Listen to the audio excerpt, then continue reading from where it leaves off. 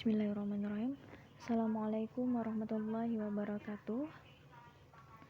Perkenalkan, nama saya Nadila. Saya dari kelompok 7 yang beranggotakan saya sendiri dan rekan saya Nurhana. Jadi di sini saya akan mempresentasikan materi dari makalah kelompok kami yang berjudul Manajemen Strategis Perusahaan. Oke, adapun pembahasannya yaitu yang pertama ada konsep dasar manajemen, ada pengertian, komponen dan juga jenis, ada penyusunan manajemen strategis, proses manajemen strategis, dan juga tingkatan strategi. Memasuki pembahasan yang pertama yaitu konsep dasar manajemen. Pencapaian tujuan organisasi diperlukan alat yang berperan sebagai akselerator atau pemercepat dan dinamisator atau pendorong sehingga tujuan dapat tercapai secara efektif dan efisien. Nah, sejalan dengan hal tersebut, strategi diyakini sebagai alat untuk mencapai sebuah tujuan. Dalam perkembangannya, konsep mengenai strategi mengalami perkembangan yang cukup signifikan. Hal tersebut antara lain ditandai dengan berbagai definisi para ahli yang merujuk pada strategi.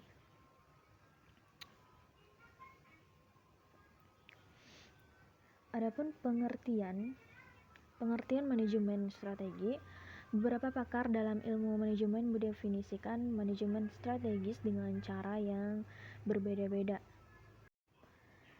Menurut Robinson, ia mendefinisikan bahwa manajemen strategis sebagai satu set keputusan dan tindakan yang menghasilkan formulasi dan implementasi rencana yang dirancang untuk meraih tujuan suatu perusahaan. Manajemen strategis terdiri atas 9 tugas penting sebagaimana diindikasikan oleh ke-9 tugas tersebut.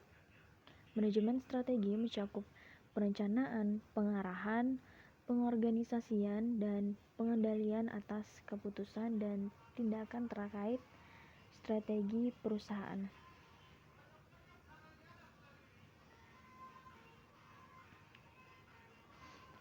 Selanjutnya adapun komponen manajemen strategis yaitu ada perencanaan strategi dan perencanaan operasional.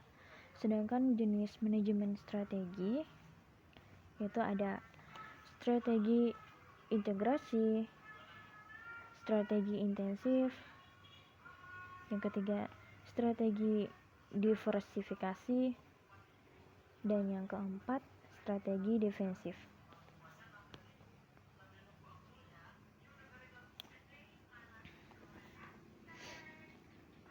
Selanjutnya penyusunan manajemen strategi.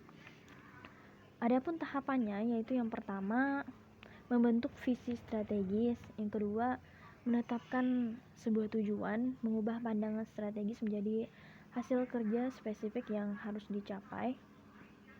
Yang ketiga, merumuskan pilihan strategis untuk mencapai hasil yang diinginkan. Yang keempat, mengeksekusi strategi yang dipilih secara efisien dan efektif. Dan yang terakhir, mengevaluasi efektivitas strategi dan dampaknya terhadap kinerja bisnis. Selanjutnya adapun proses manajemen strategi. Di sini menurut buku karangan Rifai 2004, secara umum proses manajemen strategi dibagi menjadi 3 langkah. Yang pertama ada perumusan strategi, kedua penerapan strategi, dan yang ketiga evaluasi. Selanjutnya tingkatan manajemen strategi. Tingkatan manajemen strategi terbagi menjadi 4. Yang pertama yaitu enterprise strategy. Strategi ini berkaitan dengan respon masyarakat. Jadi setiap organisasi mempunyai hubungan dengan masyarakat.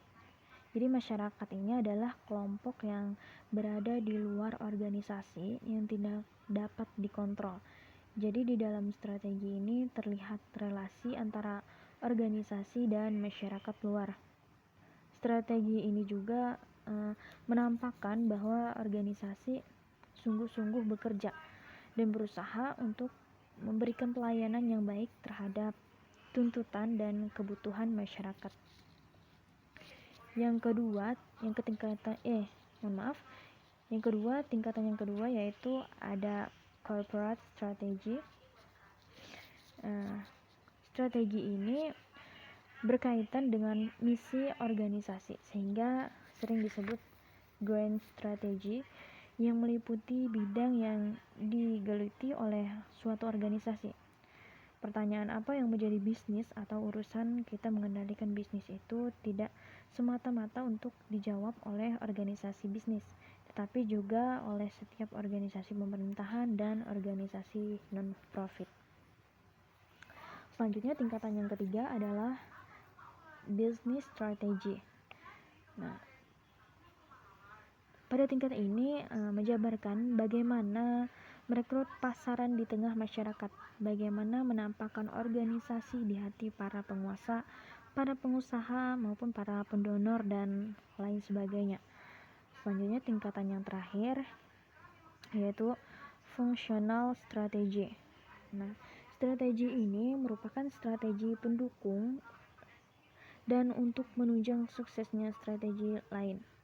Jadi ada 3 jenis strategi fungsional, yaitu yang pertama ada strategi fungsional ekonomi, yang kedua strategi fungsional manajemen, dan yang terakhir yaitu strategi isu strategik.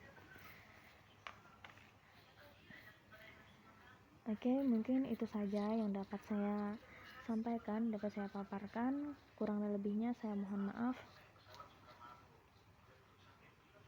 Wabillahi taufiq wal hidayah. Wassalamualaikum warahmatullahi wabarakatuh.